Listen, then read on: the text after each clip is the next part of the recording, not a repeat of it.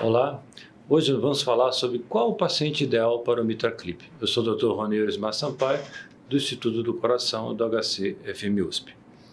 Quando falamos de doença mitral, insuficiência mitral, que é o tema dessa aula, sempre pensamos se todo paciente que tem uma insuficiência mitral importante, sintomática, pode ser abordado, pode-se fazer um tratamento cirúrgico ou não.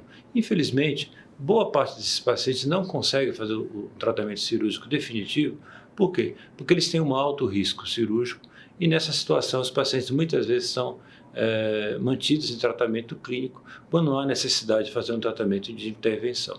Para esses casos, surgiu o MitraClip. O MitraClip e atualmente temos outros dispositivos igualmente importantes, como o PASCO, que ajudam aos pacientes que têm insuficiência mitral importante, seja ela degenerativa, seja ela funcional, secundária, a ter uma opção de tratamento quando não é possível o tratamento cirúrgico aberto. E aqui a gente vê nesse slide um paciente normal, um paciente já com uma insuficiência mitral e um paciente com fleio, né? Muitas vezes o paciente com insuficiência mitral degenerativa, ele se torna no contínuo até chegar ao extremo, que é a doença de Barlow, que é uma insuficiência mitral num paciente com muita degeneração valvar, que muitas vezes nem o MitraClip é possível de servir como tratamento para esse paciente. E o que acontece? Apesar de ter uma insuficiência mitral importante, como a gente vê nesse ecocardiograma, tem pacientes, como essa senhora de 97 anos, que foi internada muito sintomática, ficou quase 30 dias no hospital tentando se fazer o tratamento clínico para melhorar a clínica, e ela respondia muito pouco ao tratamento clínico, mesmo otimizado. Optou-se então por fazer um tratamento por catéter. Ela tinha um prolapso de cuspe posterior, como você pode ver nesse slide. O refluxo era importante e a paciente não respondia simplesmente ao tratamento clínico otimizado. Foi feito então o MitraClip. Com o MitraClip houve uma significativa redução do refluxo mitral. A paciente saiu de uma condição clínica desfavorável para uma melhora significativa, levando ela então à possibilidade de alta hospitalar e o segmento ambulatorial. Então, qual é o paciente em que nós devemos fazer o MitraClip e qual é o conceito do MitraClip? De onde saiu essa ideia do MitraClip? Começou com a cirurgia de Alfieri, que na verdade se faz um 8 na válvula mitral. Se liga a cúspide anterior com a cúspide posterior, fazendo então um 8, criando dois orifícios de abertura, mas que reduz bastante o refluxo mitral. E a partir daí foi desenvolvido então o dispositivo. O dispositivo é colocado por via venosa. O paciente normalmente é um procedimento relativamente tranquilo, né, e de baixo risco. E que tem algumas características peculiares do ponto de vista de seleção, né? A primeira seleção, obviamente, é feita pelo clínico, que identifica aquele paciente em que a insuficiência mitral está causando sintomas para ele, apesar de toda a otimização do tratamento.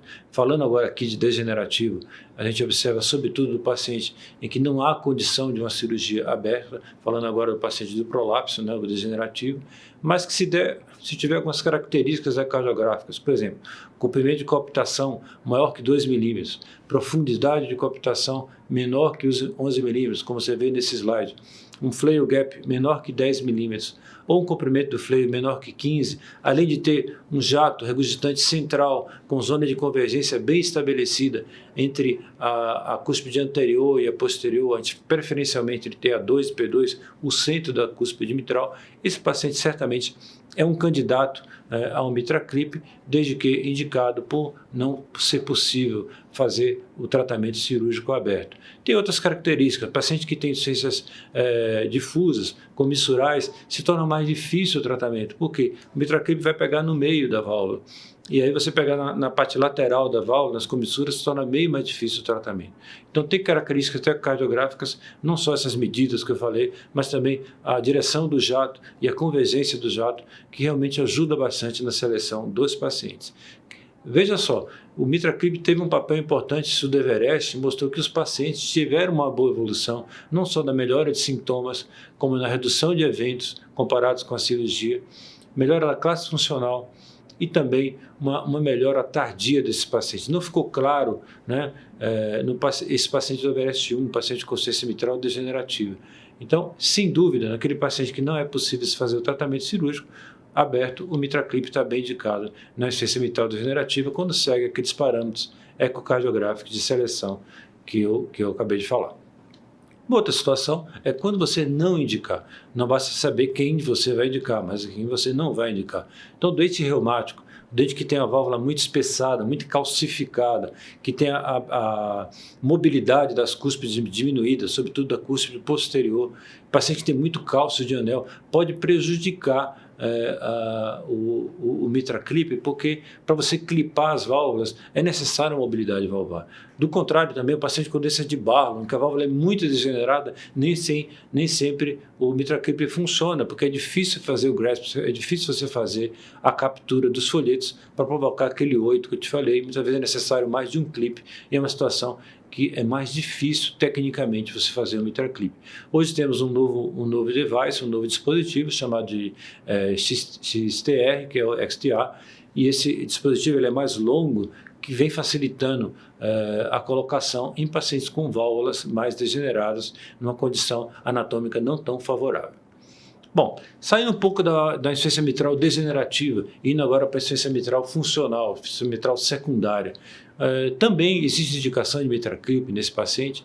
Sim, em algumas situações bem peculiares. Veja só, a insuficiência mitral secundária, ao contrário da degenerativa, o problema não está na válvula. É uma distorção que acontece no ventrículo esquerdo, com a má disposição dos músculos papilares, a válvula começa a ter uma série de problemas, né? A válvula, na verdade, o ventrículo começa a ter dilatação do anel, a separação das cúspides da mitral, a dificuldade de cooptação da válvula mitral, forma-se um tétano, né?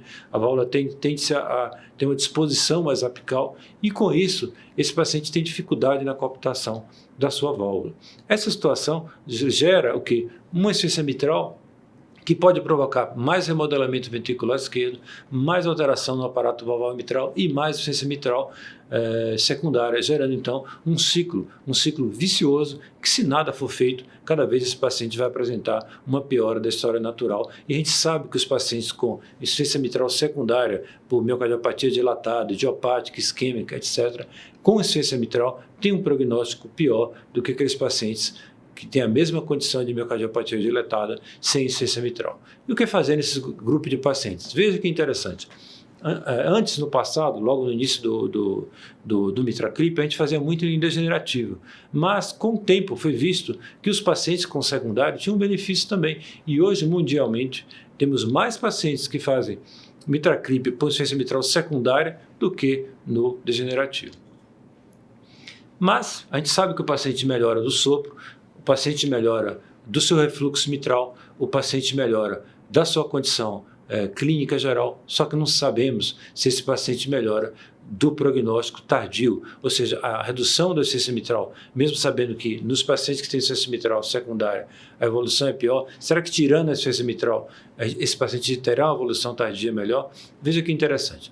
Para responder isso, recentemente temos dois estudos, um estudo francês, que é o MITRA-FA, em que comparou pacientes que ele fez MitraClip contra MitraClip mais o tratamento convencional e não houve diferença nos dois grupos após a avaliação de 2 anos, mostrando então que no grupo francês não teve diferença em usar ou não usar o MitraClip em relação a prognóstico tardio. Bom, e o que aconteceu? Um outro estudo simultâneo, praticamente, que é um estudo americano-canadense chamado COAPT Trial, ele fez a mesma avaliação, otimizou o tratamento clínico, mais MitraClip, contra MitraClip, contra a otimização do tratamento somente, mostrou que os pacientes que fizeram MitraClip mais a otimização do tratamento tiveram menor morte e menor taxa de hospitalização por insuficiência cardíaca. Esses pacientes tiveram também menor morte por todas as causas, mostrando que o MitraClip teve sim um benefício de prognóstico nesses pacientes do COAPT Trial. Ficou a dúvida, por que os dois estudos foram diferentes, né? Um estudo mostrando que o MitraClip é superior somente à otimização do tratamento clínico e outro não mostrando exatamente essa ideia. Então, uma das suspeitas que temos aqui é o fato desses pacientes provavelmente os pacientes do grupo americano-canadense tinham mais insuficiência mitral, tinham um ERO maior que 0,30, tinham uma fração de regurgitação maior que 50, um volume regurgitante maior do que 45 ml, mostrando que esses pacientes tinham mais insuficiência mitral para o mesmo grau de insuficiência cardíaca em relação ao grupo francês. Também o resultado tardio do grupo francês foi pior do que o grupo americano. Então, havia uma diferença entre os grupos. Isso aí passou-se a criar um conceito de insuficiência mitral proporcionada ou desproporcionada. Quer dizer, os pacientes que tinham muita insuficiência mitral para aquele grau de insuficiência cardíaca, a história natural estava avançada, mas não era tão avançada a ponto de o uso do device, do dispositivo, ter algum benefício na melhora desse paciente, ter algum benefício no remodelamento reverso. Então, no grupo americano, tinha muita insuficiência mitral e a insuficiência cardíaca ela não acompanhou o grau de insuficiência mitral, ou seja, a dilatação ventricular não era tão expressiva, ao contrário do grupo francês. Então, uma insuficiência mitral desproporcionada, muita insuficiência mitral proporcionada em relação ao grau de dilatação ventricular, ao grau de insuficiência cardíaca, provavelmente é o paciente que mais se beneficia. E a gente seleciona isso aqui. Paciente com volume regurgitante, área de orifício regurgitante maior do que 30, volume regurgitante maior do que 45, ou então um diâmetro diastólico menor do que 70, mostrando que esse paciente ele está dilatado, ele está remodelado, mas ele não está moribundo, ele não está na situação crítica final da sua história natural e que tem muito refluxo mitral para ser tratado aqui. Bom, mas para esclarecer a história do prognóstico, tem ainda um terceiro estudo que está em andamento, que é o ReShape, e o ReShape ele virá para quê? Para esclarecer se essa diferença do MITRA-FA e do estudo COAPT realmente pode ser explicado por esse efeito de maior refluxo no estudo COAPT-TRI. Aqui um outro caso, um paciente de 82 anos, em que foi otimizado o tratamento clínico, ele tinha um bloqueio de ramo esquerdo, com dissincronia, fizemos a ressincronização, o paciente melhorou clinicamente, mas um ano depois começou a apresentar de novo sintomas, tinha uma insuficiência mitral importante, optamos então para fazer um tratamento com o dispositivo inicialmente não mostrou uma melhora do refluxo, no segundo refluxo houve uma expressiva redução do refluxo mitral e também uma queda da onda V, mostrando que esse paciente então se beneficiou do tratamento, não só pela queda da onda V, mas também pela melhora clínica que aconteceu no pós-operatório, favorecendo então a alta hospitalar. O paciente saiu de uma classe funcional 4 para uma classe funcional 2. Portanto, se você escolher bem o seu paciente, você obedecer critérios de seleção adequada, e aqui tem uns pontos chaves no paciente secundário, você realmente terá um benefício maior nesses pacientes. Então, eu coloquei de uma forma resumida, mas basicamente o comprimento da coaptação, a profundidade de coaptação, a presença de jatos secundários, o ideal é ter um jato central, é muito mais fácil, evitar aqueles pacientes com muito cálcio na válvula, evitar aqueles pacientes em que a válvula é muito degenerada ou muito comprometida, né? Certamente é o paciente candidato ideal para fazer esse procedimento. E se tiver, no caso degenerativo, prolapso de P2 próximo a 2, portanto, é um caso ideal. Em conclusão, o MitraClip, então, no degenerativo, deve ser utilizado naquele paciente que não há condição de uma cirurgia aberta. No paciente funcional secundário, é também uma opção de tratamento naquele paciente que você fez a otimização do tratamento clínico, que você fez ressincronização quando indicado ou revascularização quando indicado, e aí o paciente permaneceu sintomático, tem uma insuficiência mitral com um ERO maior que 30, um volume regurgitante maior que 45, ou uma fração de regurgitação menor do que 50, portanto, uma insuficiência mitral importante, em que o benefício da redução da insuficiência mitral será sem dúvida, um marcador de melhora clínica nesse doente. Nos pacientes que têm disfunção ventricular importante do ventrículo direito, que tem um refluxo intracúspide importante, que tem um refluxo, que tem uma hipertensão pulmonar importante, ou que estão muito remodelados, ou seja, tem um diâmetro sistólico do ventrículo direito muito aumentado, o ideal é se fazer com um diâmetro sistólico menor do que 70 milímetros, esse grupo de pacientes provavelmente não vai ter benefício com MitraClip. Por quê? Porque eles já estão muito avançados na história natural e o tratamento da insuficiência mitral pode não corrigir a evolução natural da doença. Muito obrigado.